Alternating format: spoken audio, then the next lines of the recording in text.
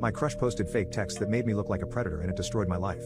I have become a depressed and mentally abused individual who was abandoned by all his friends and family, and it is all due to social media. In the summer of 2017, I was a normal 15-year-old kid who was tempted by the allure of Instagram.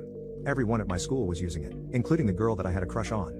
My mom was old school, however, and I wasn't allowed a phone before 2017. And even when I was, it was the lowest model of a smartphone that you had ever seen. My dad had passed away when I was just a baby, and she was raising me as a single mother who didn't have a lot of money. But I didn't care about that. All I saw was that I finally had a phone that could install Instagram. And so I did exactly that. I found a place in my house where my mom couldn't look over my shoulder, and made an Instagram account. I sent follow requests to all my friends and they followed me back. We used to hang out at school daily, so they were all really happy for me and congratulated me on finally getting established on social media. I made some posts, most of which were very cringe, but at the time it felt like I was the happiest kid on earth. A couple days in, I actually got a follow request from my crush. I had been desperately trying to search for her account, so this was truly a blessing. I immediately accepted it and followed her back. But I was too scared to text her first because I didn't want to be labeled as a creep. Surprisingly, not only did she follow me, she also was the one who texted me first, asking how I was doing. I obviously replied in a very enthusiastic way, and we started talking. It turns out that we had a lot in common, especially our taste in music. So a few days go by and we are talking for around 2 hours daily. My mom sometimes yelled at me to get off my phone, but I wish I had listened. I hid from them the fact that I was on Instagram, and was talking to a girl. And then, a life-altering event happened that changed how I viewed the world as a whole. Summer break was getting closer and closer, and I wouldn't be able to see my crush at school anymore. So I was considering confessing to her via text and just shooting my shot. While I backed out from that decision, our conversation one day kept on going in that direction. We were talking about relationships and love when she asked me if I had a crush. Instead of answering, I asked her if she had one and she said yes. For some reason, I got really excited and just blurted out that yes, I have a crush, and that crush is you. It was all downhill from there. She didn't reply to a single text after that. I thought I had completely fumbled it, but it wasn't the end of the world, right? Well, apparently it was for her. The next day she posted some texts from my account to hers that I had never seen before. They were disgusting, vile messages that were threatening to do things to her that I had never even known existed. I knew that I had never sent those texts, and asked her why she posted a fake screenshot, but she didn't reply. Everyone who saw her story immediately believed that it was real and turned on me like I was a villain. I got texts from all my friends calling me a creep and a degenerate. I kept trying to deny the accusations, but it was of no use. There were still 2 more days left before summer break started, and they were going to be hell for me. I was avoided like a plague in my classroom, and no one wanted to even look at me, including my ex-crush. I shouted at everyone like a madman, saying it wasn't me. I never sent those texts. By that point, any feelings I had for her were long gone and I was just desperate to prove my innocence. Well, apparently, one of the girl's parents had seen what she posted and had contacted the school to report me for harassment. You would think that the school would conduct an investigation to find out the truth, but no. They immediately believed that what the girl was saying was true and she was the victim, while I was the culprit. My mom was called into the principal's office to inform them that I was being suspended, and would start class 1 week later than everyone after our summer break. To say that my mom was angry would be an understatement. As soon as we got home, she began yelling at me as if I had actually roped that girl. You are effing disappointment. I went through so much to raise you all on my own, and made sure to instill good values in you. But you proved that I am a bad mother. Now everyone will think that I am a weak woman who couldn't raise her son to be a proper gentleman. I never want to talk to you again.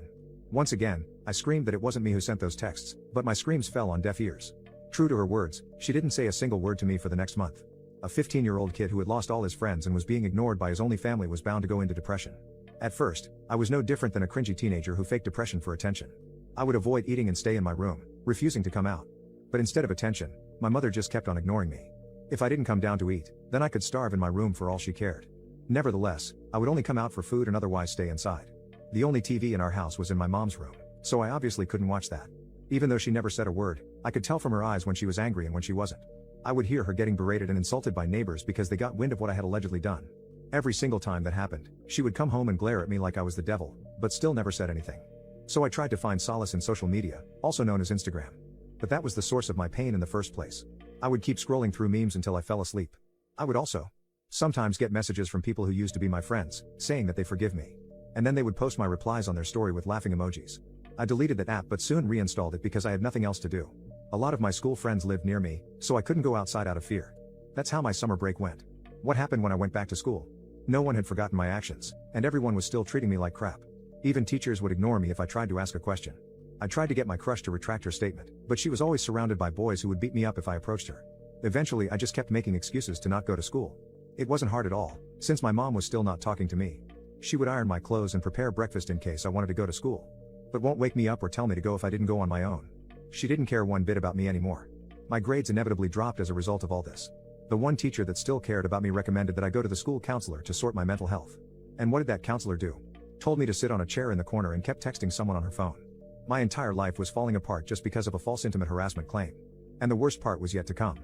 The next 3 years were more or less the exact same. Since I no longer had any friends, I became the weird kid at school and was subjected to targeted bullying. By that I mean that my appearance or other qualities weren't being insulted. But rather, everyone just kept calling me a predator.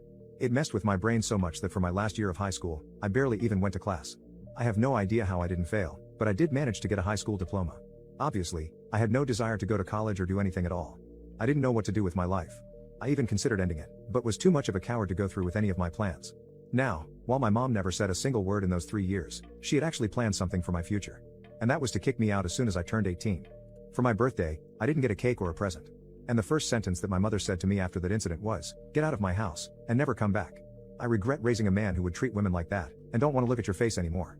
3 years had passed by then, so I was a very depressed and broken down teen.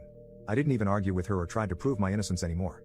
Instead, I packed whatever I could carry in my backpack and left the house. This isn't one of those fairy tale stories where my best friend or uncle takes me in and provides me with food and shelter. I was homeless and had to sleep on the street with just a sheet over my body. Any kind of mattress or pillow wouldn't fit in my backpack after all. Before all this happened, I actually used to be a smart kid who got perfect scores in all exams. I guess I retained some of my intellect, because I got used to this life pretty quickly. I watched other homeless people and how they got their food, and I copied them. I begged for money and looked through trash cans all over the city. I can count on one hand the number of nights where I slept without an empty stomach. It truly was hell. And my depression never went away, so I never found any motivation to go anywhere with my life. It's not like I had any money to apply or prepare for college anyway. Sometimes, I go back to my house to see if my mother had a change of mind and is looking for me.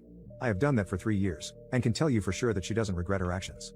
I am living in a homeless shelter right now that gives shelter to those without a home or a job. My sleeping area is filled with other people who haven't taken a bath in months just like me. Every day it feels like my body is crumbling away.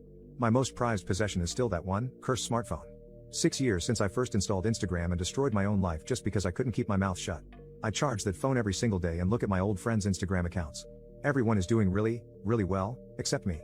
I am just a broken man who is probably going to drop unconscious at some point and never wake up. And for what? Just because of a few words from one girl who didn't have any proof, and my life was gone. Poof. Magic. Just like that.